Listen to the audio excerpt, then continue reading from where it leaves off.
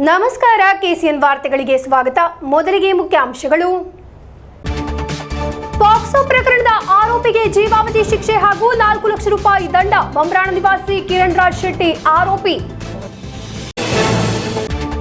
ಕೋಮುವಾದದ ಜಾಹೀರಾತು ಕೇರಳದ ಜಾತ್ಯತೀತ ಮನಸ್ಸಿಗೆ ನೋವುಂಟು ಮಾಡಿದೆ. ವಿರೋಧ ಪಕ್ಷದ ನಾಯಕ ವಿಡಿ ಸತೀಶನ್ ಹೇಳಿಕೆ. 63ನೇ ಮಂಜೇಶ್ವರ ಉಪಜಿಲ್ಲಾ ಕಲೋತ್ಸವ ಮಂಗಲ್ಪಾಡಿ ಗವರ್ಮೆಂಟ್ ಹೈಯರ್ ಸೆಕೆಂಡರಿ ಶಾಲೆಯಲ್ಲಿ ವಿಜೇತರಿಗಾಗಿ ಕಾದು ನಿಂತಿದೆ ಟ್ರೋಫಿಗಳು. ನಿರ್ಮಾಣ ಕಾರ್ಮಿಕರ ಯೂನಿಯನ್ ಎಸ್ಟಿಯು ಜಿಲ್ಲಾ ಸಮಿತಿ ನೇತೃತ್ವದಲ್ಲಿ ಹೋರಾಟ ಸಂಗಮ. ವಿವಿಧ ಬೇಡಿಕೆಗಳನ್ನು ಮುಂದಿಟ್ಟುಕೊಂಡು ಕಾಸರಗೋಡು ಸರ್ಕಲ್ ಸಹಕಾರಿ ಯೂನಿಯನ್ನ ನೇತೃತ್ವದಲ್ಲಿ ಸಹಕಾರಿ ಸಂಗಮ ಹಾಗೂ ಜಿಲ್ಲಾ ಮಟ್ಟದ ವಿಚಾರ ಸಂಕಿರಣ ಕಾಸರಗೋಡು ಕೇರಳ ಬ್ಯಾಂಕ್ ಸಭಾಂಗಣದಲ್ಲಿ. ವಾರ್ತೆಗಳು ವಿವರವಾಗಿ. ಕಾಸರಗೋಡು ಕುಂಬಳಿಯಲ್ಲಿ ಪಾಕ್ಸೋ ಪ್ರಕರಣದ ಆರೋಪಿಗೆ ಜೀವಾವಧಿ ಶಿಕ್ಷೆ ಅಲ್ಲದೆ 50 ವರ್ಷ ಕಠಿಣ ಶಿಕ್ಷೆ ಹಾಗೂ 4 ಲಕ್ಷ ರೂಪಾಯಿ ದಂಡ ವಿಧಿಸಲಾಗಿದೆ. ಪರಿಶಿಷ್ಟ ಜಾತಿಗೆ ಸೇರಿದ ಅಪ್ರಾಪ್ತ ಬಾಲಕಿಯ ಮೇಲೆ ಲೈಂಗಿಕ ದೌರ್ಜನ್ಯ ಎಸಗಿದ ಪ್ರಕರಣದಲ್ಲಿ ಬಂಬ್ರಾಣ ಪೊಯ್ಯ ನಿವಾಸಿ ಕಿರಣ್ ರಾಜ್ ಶೆಟ್ಟಿ ಎಂಬಾತನಿಗೆ ಕಾಸರಗೋಡು ಫಾಸ್ಟ್ ಟ್ರ್ಯಾಕ್ ವಿಶೇಷ ನ್ಯಾಯಾಲಯ ಶಿಕ್ಷೆ ವಿಧಿಸಿದೆ. ಕಾಸರಗೋಡು ಜಿಲ್ಲೆಯ ಪಾಕ್ಸೋ ಪ್ರಕರಣದಲ್ಲಿ ಅತಿದೊಡ್ಡ ಶಿಕ್ಷೆಗಳಲ್ಲಿ ಒಂದಾಗಿದೆ ಕಾಸರಗೋಡು ಫಾಸ್ಟ್ ಟ್ರ್ಯಾಕ್ ವಿಶೇಷ ನ್ಯಾಯಾಲಯ ವಿಧಿಸಿರುವುದು. ಪರಿಶಿಷ್ಟ ಜಾತಿ ವಿಭಾಗದ ಅಪ್ರಾಪ್ತ ಬಾಲಕಿಯ ಮೇಲೆ ಲೈಂಗಿಕ ದೌರ್ಜನ್ಯ ಎಸಗಿದ ಪ್ರಕರಣದಲ್ಲಿ ಆರೋಪಿಯಾದ ಬಂಬ್ರಾಣ ಪೊಯ್ಯ ನಿವಾಸಿ ಕಿರಣ್ ರಾಜ್ ಶೆಟ್ಟಿಗೆ ಜೀವಾವಧಿ ಶಿಕ್ಷೆ ಅಲ್ಲದೆ 50 ವರ್ಷ ಕಠಿಣ ಶಿಕ್ಷೆ 4 ಲಕ್ಷ ರೂಪಾಯಿ ದಂಡ ವಿಧಿಸಲಾಗಿದೆ. ದಂಡ ಪಾವತಿಸದೇ ಇದ್ದಲ್ಲಿ 16 ತಿಂಗಳು ಹೆಚ್ಚುವರಿ ಶಿಕ್ಷೆ ಅನುಭವಿಸಬೇಕು. ಪೋಕ್ಸೋ ಕಾಯ್ದೆ, SC/ST ಆಕ್ಟ್ ಇತರ ವಿವಿಧ ಕಾಯ್ದೆ ಪ್ರಕಾರ ಆರೋಪಿಯನ್ನು ನ್ಯಾಯಾಧೀಶರಾದ ರಾಮು ರಮೇಶ್ ಚಂದ್ರಬಾನು ಶಿಕ್ಷಿಸಿರುವುದು. 2018 ಅಕ್ಟೋಬರ್ 8ರಂದು 11ರಿಂದ 2 ಗಂಟೆಯ ನಡುವೆ ಪ್ರಕರಣಕ್ಕೆ ಸಂಬಂಧಿಸಿದ ಘಟನೆ ನಡೆದಿದೆ. 13 ವರ್ಷ ಪ್ರಾಯದ ಪರಿಶಿಷ್ಟ ಜಾತಿ ವಿಭಾಗದ ಬಾಲಕಿಯನ್ನು ಕುಂಬಳೆ ಪೊಲೀಸ್ ಠಾಣೆ ವ್ಯಾಪ್ತಿಯ ಜನವಾಸವಿಲ್ಲದ ಮನೆಗೆ ಕರೆದುಕೊಂಡು ಹೋಗಿ ಬೆದರಿಕೆ ಹಾಕಿ ಗಂಭೀರ ಸ್ಥಿತಿಯಲ್ಲಿ ದೌರ್ಜನ್ಯ ಎಸಗಲಾಗಿದೆ. ಕುಂಬಳೆ ಪೊಲೀಸ್ ಠಾಣೆಯಲ್ಲಿ ದಾಖಲಿಸಿದ ಪ್ರಕರಣದಲ್ಲಿ ಅಂದಿನ SMS ಡಿವೈಎಸ್ಪಿ ಆಗಿದ್ದ ಕೆ ಹರಿಶ್ಚಂದ್ರ ನಾಯ್ಕ ಆಗಿದ್ದಾರೆ. ತನಿಖೆ ನಡೆಸಿ ದೋಷಾರೋಪ ಪಟ್ಟಿ ಸಲ್ಲಿಸಿರುವುದು. ಪ್ರಾಸಿಕ್ಯೂಷನ್ಗಾಗಿ special public prosecutor AK Priya ಹಾಜರಾದರು. ಆರೋಪಿಯಾದ ಕಿರಣ್ ರಾಜ್ ಶೆಟ್ಟಿ ವಿರುದ್ಧವಿರುವ ಆರೋಪದಿಂದ ಹಿಂದೆ ಸರಿಯಲು ಬೆದರಿಕೆ ಒಡ್ಡಿರುವುದಕ್ಕೆ ಸಹೋದರ ವರುಣ್ ರಾಜ್ ಶೆಟ್ಟಿಯನ್ನು ಈ ಹಿಂದೆ ಪೊಲೀಸರು ಬಂಧಿಸಿದ್ದರು. ಪ್ರಕರಣದಲ್ಲಿ ವಿಚಾರಣೆ ನಡೆಯುವ ಮಧ್ಯೆ ಸಂತ್ರಸ್ತೆಗೂ ಕುಟುಂಬಕ್ಕೂ ಬೆದರಿಕೆ ಹಾಕಲಾಗಿತ್ತು. ಇದರ ಬಗ್ಗೆ ಬಾಲಕಿ ನ್ಯಾಯಾಲಯದಲ್ಲಿ ವಿವರ ತಿಳಿಸಿದ್ದು, ಜಾಮೀನು ರಹಿತ ಕಾಯ್ದೆ ಪ್ರಕಾರ ಪ್ರಕರಣ ದಾಖಲಿಸಿ ಅಂದು ವರುಣ್ ರಾಜ್ ಶೆಟ್ಟಿಯನ್ನು ವಶಕ್ಕೆ ಪಡೆದಿದ್ದರು. News bureau, Kasaragod. ಕೋಮುವಾದದ ಜಾಹೀರಾತು ಕೇರಳದ ಜಾತ್ಯತೀತ ಮನಸ್ಸಿಗೆ ನೋವುಂಟು ಮಾಡಿದೆ ಎಂದು ವಿರೋಧ ಪಕ್ಷದ ನಾಯಕ ವಿಡಿ ಸತೀಶನ್. ಸಿಪಿಐಎಂ ಚುನಾವಣಾ ಸಮಿತಿ ಈ ಜಾಹೀರಾತಿನ ಬಗ್ಗೆ ತಿಳಿದಿಲ್ಲ ಎಂದು ಅವರು ಕಾಸರಗೋಡಿನಲ್ಲಿ ಸುದ್ದಿಗಾರರೊಂದಿಗೆ ಮಾತನಾಡಿ ಹೇಳಿದರು. സിപിഎം നൽകിയ വിവാദ പരസ്യം, വർഗീയ വിദ്വേഷം പ്രചരിപ്പിക്കുന്ന പരസ്യം, അത് കേരളത്തിൻ്റെ മതേതര മനസ്സിനെ മുറിവേൽപ്പിച്ചിരിക്കുകയാണ്. ഇത് ഉണങ്ങാൻ താമസമെടുക്കും. കാരണം സംഘപരിവാറിൻ്റെ അതേ വഴികളിലൂടെ യാത്ര ചെയ്ത് മതപരമായ ഭിന്നിപ്പുണ്ടാക്കണം എന്നുള്ള ദുരുദ്ദേശത്തോടു കൂടിയാണ് ഈ പരസ്യം നൽകിയിരിക്കുന്നത്. ഇത് വർഗീയ വിദ്വേഷം പ്രചരിപ്പിക്കുന്ന പരസ്യമാണ് എന്ന് CPI തന്നെ പറഞ്ഞിരിക്കുകയാണ്. ഇടതുമുന്നണിയുടെ പരസ്യമല്ല, ഇടതുമുന്നണി അല്ല ഇത് കൊടുത്തത്. അതിൽ CPIക്ക് യാതൊരു പങ്കുമില്ല. ഇലക്ഷൻ കമ്മിറ്റി ചെയർമാൻ, CPIയുടെ ഇലക്ഷൻ കമ്മിറ്റി ചെയർമാൻ പോലും ഇക്കാര്യം അറിഞ്ഞിട്ടില്ല. അപ്പോൾ CPI പോലും അറിയാതെ, ഇലക്ഷൻ കമ്മിറ്റി ചെയർമാൻ പോലും അറിയാതെ മുഖ്യ ഘടകകക്ഷി ഇത് വർഗീയ വിദ്വേഷം, ഞങ്ങളാരും പറയണ്ടല്ലോ, വർഗീയ വിദ്വേഷം പ്രചരിപ്പിക്കുന്ന പരസ്യമാണ് എന്ന് മുഖ്യ ഘടകകക്ഷി എന്ന് പറഞ്ഞിരിക്കുകയാണ്. അപ്പോൾ ഇത് കൊടുത്തതിൻ്റെ ഉത്തരവാദി മന്ത്രി MP രാജേഷാണ്. അദ്ദേഹത്തിനാണ് തെരഞ്ഞെടുപ്പ് ചുമതലയുള്ള ആൾ. അദ്ദേഹം ഇന്നലെ ഇതിനെ ന്യായീകരിക്കുകയാണ്. അദ്ദേഹം പറഞ്ഞിരിക്കുന്നത് ഇവിടെ ഈ ചെലവ് കുറവുള്ളതുകൊണ്ടാണ് ഈ 2 പത്രത്തിൽ പരസ്യം കൊടുത്തത്.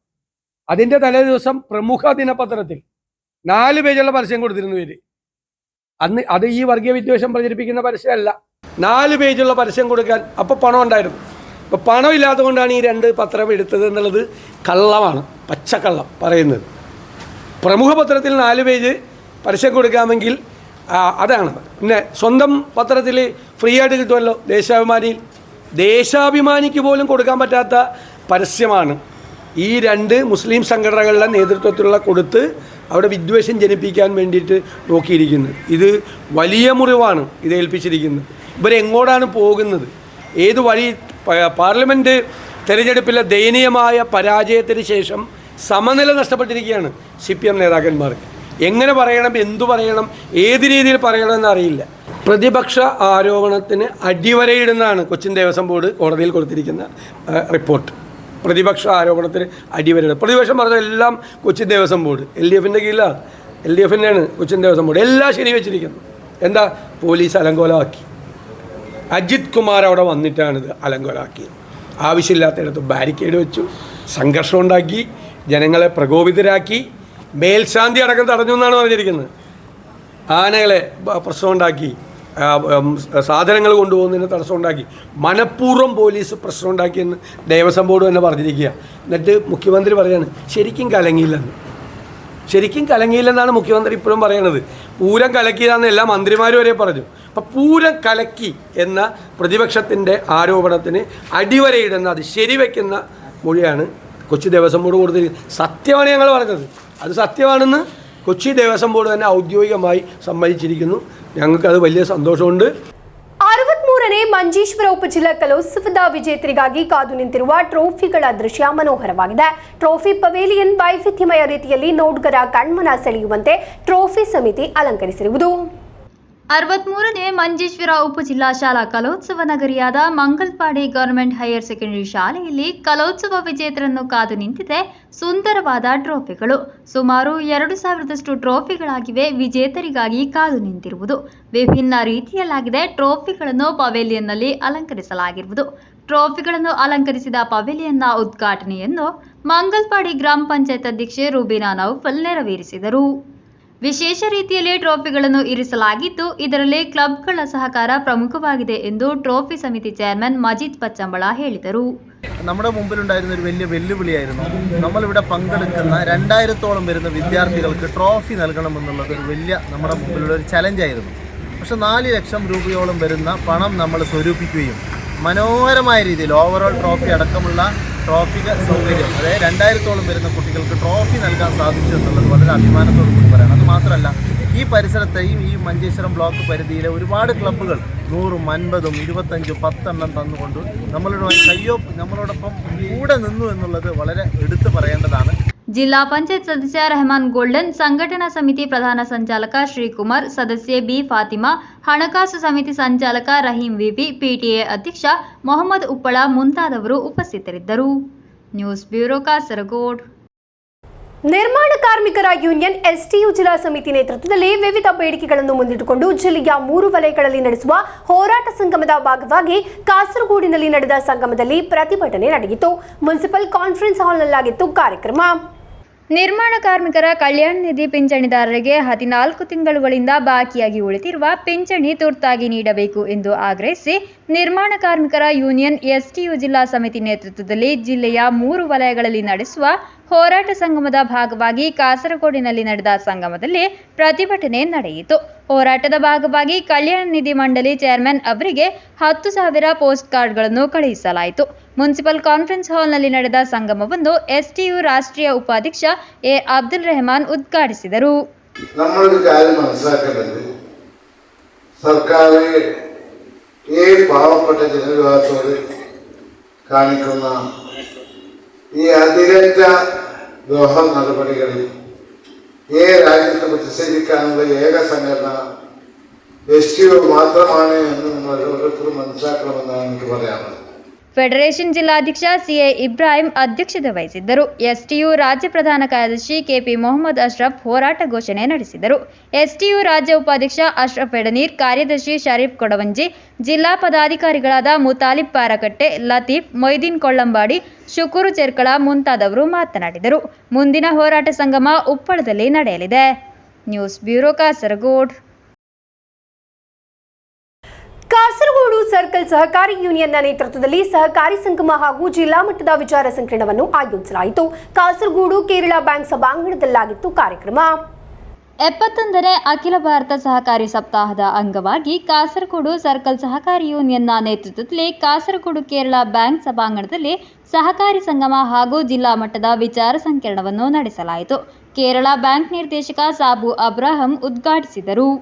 സഹകരണ മേഖല ശക്തിപ്പെടുത്തി മുന്നോട്ട് കൊണ്ടുപോകുന്നതിന് വേണ്ടിയുള്ള പൊതുവായി യോജിപ്പ് ഏറ്റവും അത്യന്താപേക്ഷിതമായ ഒരു ഘട്ടത്തിലാണ് 71ാമത് സഹകരണ വാരാഘോഷം നടക്കുന്നത്. നമ്മുടെ രാജ്യത്ത് സഹകരണ പ്രസ്ഥാനം അതിൻ്റെ എല്ലാ ശക്തിയും ഉപയോഗപ്പെടുത്തി പ്രവർത്തനങ്ങൾക്ക് നേതൃത്വം കൊടുക്കുന്ന ഒരു സംസ്ഥാനമാണ് കേരളം. നമ്മുടെ രാജ്യത്ത് മാത്രമല്ല, ലോകത്തെ സഹകരണ മേഖലയിൽ അത്ഭുതങ്ങൾ സൃഷ്ടിക്കാൻ കഴിയും എന്ന് തെളിയിച്ചതാണ് കേരളത്തിലെ സഹകരണ പ്രസ്ഥാനം. ಐಸಿಎಂ ಕಣ್ಣೂರು ಅಧ್ಯಾಪಕ ಸದಸ್ಯರಾದ ಸಿ.ವಿ. ವಿನೋದ್ ಕುಮಾರ್ ಸಹಕಾರಿ ಸಮಸ್ಯೆಗಳನ್ನು ಬಲಪಡಿಸುವುದು ಸಹಕಾರಿ ಕಾಯ್ದೆಯ ತಿದ್ದುಪಡಿಯ ಮೂಲಕ ಎಂಬ ವಿಷಯದ ಕುರಿತು ವಿಷಯ ಮಂಡಿಸಿದರು. ಸಂಘಟನಾ ಸಮಿತಿ ಚೇರ್ಮನ್ ಎಸ್.ಜೆ. ಪ್ರಸಾದ್ ಅಧ್ಯಕ್ಷತೆ ವಹಿಸಿದ್ದರು. ಸಹಕಾರಿ ಜಂಟಿ ನಿಬಂಧಕಿ ಲಸಿತಾ ಕೆ, ಜಂಟಿ ನಿರ್ದೇಶಕಿ ಸುಜಾತ, ಉಪನಿಬಂಧಕ V. Chandran, K V. Kunhiraman, Karunakaran Nambiar, K. Muraleedharan, V S. Subrahmanya Kadambalithaya, V R. Vidyasagar ಮುಂತಾದವರು ಮಾತನಾಡಿದರು. ಸರ್ಕಲ್ ಸಹಕಾರಿ ಯೂನಿಯನ್ನ ಚೇರ್ಮನ್ ಕೆ.ಆರ್. ಜಯಾನಂದ ಸ್ವಾಗತಿಸಿ ಸಹಾಯಕ ನಿರ್ದೇಶಕಿ ಲತಾ ಟಿ.ಎಂ. ಧನ್ಯವಾದವಿತ್ತರು. News bureau Kasaragod. ಪ್ರಭಾತ ಯೋಗದಲ್ಲಿ 30 ದಿನಗಳನ್ನು ದಾಟಿದ ಮೊಗ್ರಾಲ್ ಮೆಕ್ಸ್ 7 ಹೆಲ್ತ್ ಕ್ಲಬ್ ವತಿಯಿಂದ ಆರೋಗ್ಯ ಜಾಗೃತಿ ಕಾರ್ಯಕ್ರಮ ಆಯೋಜಿಸಲಾಯಿತು. ತಜ್ಞ ನ್ಯೂರಾಲಜಿಸ್ಟ್ ಡಾಕ್ಟರ್ ಮೊಹಮ್ಮದ್ ಶಮೀಮ್ ಕಟ್ಟತಡ್ಕ ಉದ್ಘಾಟಿಸಿದರು. ವರ್ಧಿಸುತ್ತಿರುವ ಜೀವನ ಶೈಲಿಯಲ್ಲಿ ರೋಗಗಳಿಗೆ ಬಹುದೊಡ್ಡ ಚಿಕಿತ್ಸೆಯಾಗಿದೆ ಪ್ರಭಾತ ಯೋಗ ಎಂದು ತಜ್ಞ ನ್ಯೂರಾಲಜಿಸ್ಟ್ ಡಾಕ್ಟರ್ ಮೊಹಮ್ಮದ್ ಶಮೀಮ್ ಕಟ್ಟತಡ್ಕ ಹೇಳಿದರು. ಪ್ರಭಾತ ಯೋಗದಲ್ಲಿ 30 ದಿನಗಳನ್ನು ದಾಟಿದ ಮೊಗ್ರಾಲ್ ಮೆಕ್ಸ್ 7 ಹೆಲ್ತ್ ಕ್ಲಬ್ ವತಿಯಿಂದ ಆಯೋಜಿಸಿದ ಆರೋಗ್ಯ ಜಾಗೃತಿ ಕಾರ್ಯಕ್ರಮವನ್ನು ಉದ್ಘಾಟಿಸಿ ಅವರು ಮಾತನಾಡಿದರು. ബി ഫാസ്റ്റ് എന്ന് ഓർമ്മിച്ചാൽ മതി. ബാലൻസ്, ഐസൈറ്റ്, ഫേസ്, ആം, സ്പീച്ച്, ടൈം. ഇതിലൊക്കെ ഇമ്പോർട്ടൻ്റ് എന്ന് പറയുന്നത് എന്തും പെട്ടെന്നുണ്ടാവുന്നത്. ഏതൊരു സംഭവം പെട്ടെന്നുണ്ടായി കഴിഞ്ഞാൽ അത് സ്ട്രോക്ക് ആവാനുള്ള സാധ്യത. ഒരാൾ സംസാരിച്ചുകൊണ്ടിരിക്കുന്ന ഒരാൾ പെട്ടെന്ന് മിണ്ടുന്നില്ല, ഒരു 10 മണിക്ക് ശേഷം മിണ്ടുന്നില്ല എന്ന് തോന്നുന്നുണ്ടെങ്കിൽ അത് സ്ട്രോക്ക് ആവാനുള്ള സാധ്യതയാണ്. അപ്പോൾ എന്തും പെട്ടെന്നുണ്ടാവുന്നതിനെ നമ്മൾ ഏറ്റവും അടുത്തുള്ള ഒരു സ്ട്രോക്ക് യൂണിറ്റുള്ള ഒരു MRI സെന്റർ പോലുള്ള സ്ഥലങ്ങളിലേക്ക് എത്തിക്കുക എന്നുള്ളതാണ്.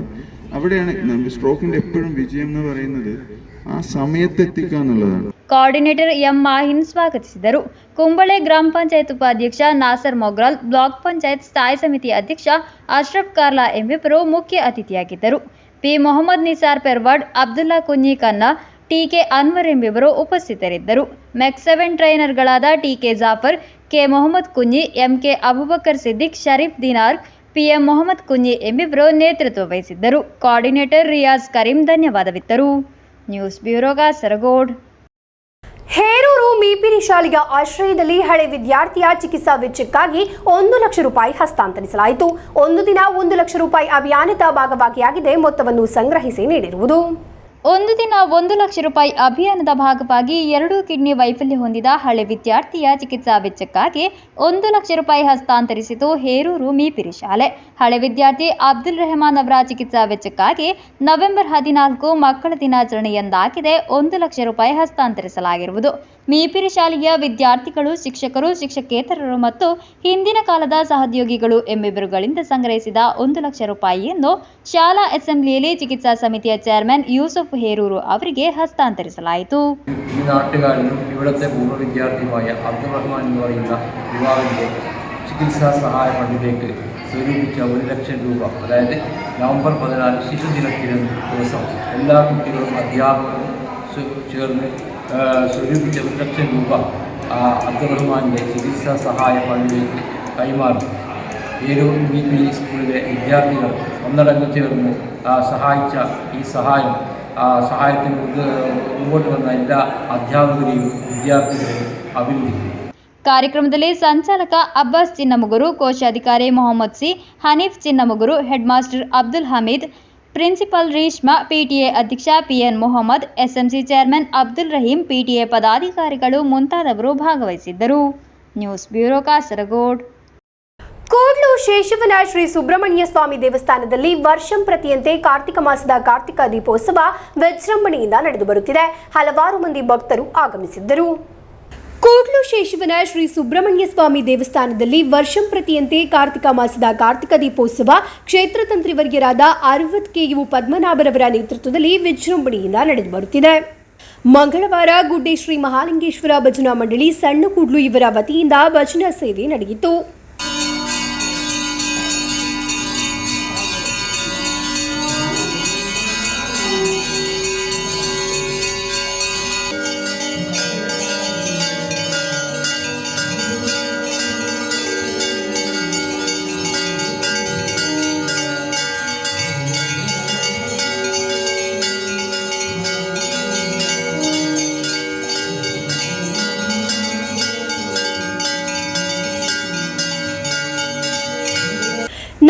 ಕಾರ್ತಿಕ ಪೂಜೆ, ಪ್ರಸಾದ ವಿತರಣೆ ನಡೆಯಿತು.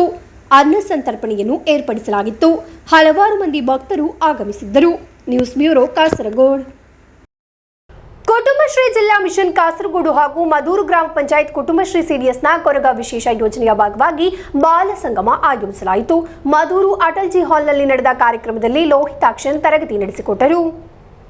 ಮದೂರು ಗ್ರಾಮ ಪಂಚಾಯತ್ ಕುಟುಂಬಶ್ರೀ ಸಿಡಿಎಸ್ನ ಬಾಲಸಭಾದ ವತಿಯಿಂದ ಮಕ್ಕಳ ಬಾಲ ಸಂಗಮ ಆಯೋಜಿಸಲಾಯಿತು. ಕುಟುಂಬಶ್ರೀ ಜಿಲ್ಲಾ ಮಿಷನ್ ಕಾಸರಗೋಡು ಹಾಗೂ ಮದೂರು ಗ್ರಾಮ ಪಂಚಾಯತ್ ಕುಟುಂಬಶ್ರೀ ಸಿಡಿಎಸ್ನ ಕೊರಗ ವಿಶೇಷ ಯೋಜನೆಯ ಭಾಗವಾಗಿಯಾಗಿದೆ ಬಾಲ ಸಂಗಮ ಆಯೋಜಿಸಿರುವುದು.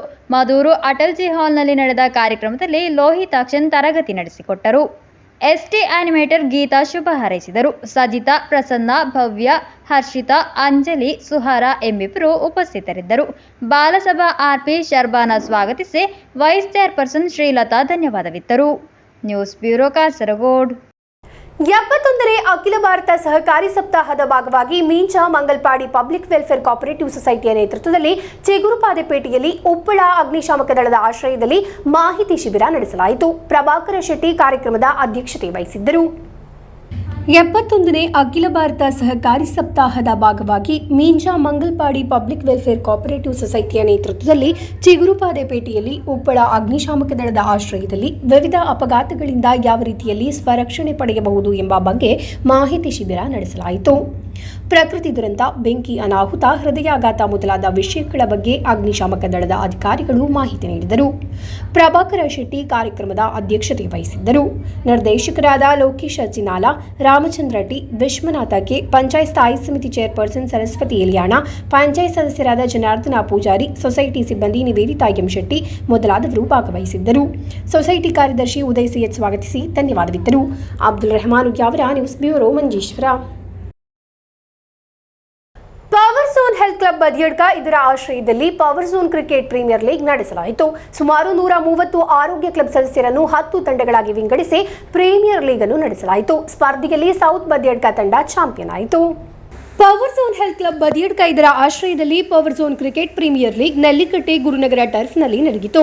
ಹೆಲ್ತ್ ಕ್ಲಬ್ ಸದಸ್ಯರನ್ನು 10 ತಂಡಗಳಾಗಿ ವಿಂಗಡಿಸಿ ಪ್ರೀಮಿಯರ್ ಲೀಗ್ ನಡೆಸಲಾಯಿತು. ಕಾರ್ಯಕ್ರಮದಲ್ಲಿ ಸುಮಾರು 130 ಸದಸ್ಯರು ಭಾಗವಹಿಸಿದ್ದರು. ಸ್ಪರ್ಧೆಯಲ್ಲಿ ಸೌತ್ ಬದಿಯಡ್ಕ ತಂಡ ಚಾಂಪಿಯನ್ ಆಯಿತು. ಪ್ರೀಮಿಯರ್ ಲೀಗ್ನ ಅಂಗವಾಗಿ ರಾಜ್ಯ ಏಡ್ಸ್ ನಿಯಂತ್ರಣ ಸೊಸೈಟಿಯ ಆಶ್ರಯದಲ್ಲಿ ಆರೋಗ್ಯ ಶಿಬಿರವು ನಡೆಯಿತು. ಕೌನ್ಸಿಲರ್ ಅಬಿನಾ, ಮಾನಿಟೈಸಿಂಗ್ ಆ್ಯಂಡ್ ಇವ್ಯಾಲ್ಯೂಯೇಷನ್ ಅಧಿಕಾರಿ ನವ್ಯ, ಔಟ್ರೀಚ್ ವರ್ಕರ್ ಸವಾದ್ ನೇತೃತ್ವ ವಹಿಸಿದ್ದರು. ನಂತರ HIV ಜಾಗೃತಿ ಹಾಗೂ HIV VDRL ಪರೀಕ್ಷೆಯನ್ನು ನಡೆಸಲಾಯಿತು. News bureau, Kasaragod. ಕೊನೆಯಲ್ಲಿ ಮತ್ತೊಮ್ಮೆ ಮುಖ್ಯಾಂಶಗಳು. ಪಾಕ್ಸೋ ಪ್ರಕರಣದ ಆರೋಪಿಗೆ ಜೀವಾವಧಿ ಶಿಕ್ಷೆ ಹಾಗೂ 4 ಲಕ್ಷ ರೂಪಾಯಿ ದಂಡ. ಬಂಬ್ರಾಣ ನಿವಾಸಿ ಕಿರಣ್ ರಾಜ್ ಶೆಟ್ಟಿ ಆರೋಪಿ.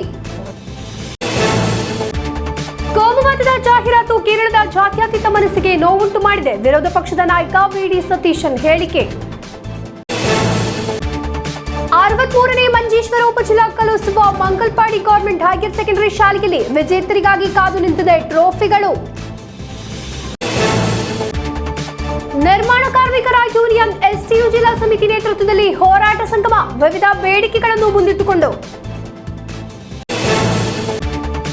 ಕಾಸರಗೋಡು ಸರ್ಕಲ್ ಸಹಕಾರಿ ಯೂನಿಯನ್ನ ನೇತೃತ್ವದಲ್ಲಿ ಸಹಕಾರಿ ಸಂಗಮ ಹಾಗೂ ಜಿಲ್ಲಾ ಮಟ್ಟದ ವಿಚಾರ ಸಂಕಿರಣ ಕಾಸರಗೋಡು ಕೇರಳ ಬ್ಯಾಂಕ್ ಸಭಾಂಗಣದಲ್ಲಿ. ಇಂದಿನ ವಾರ್ತಾ ಸಂಚಿಕೆಗೆ ಮುಕ್ತಾಯವಾಯಿತು. ಮುಂದಿನ ವಾರ್ತಾ ಸಂಚಿಕೆಯೊಂದಿಗೆ ಭೇಟಿಯಾಗೋಣ. ವಂದನೆಗಳು.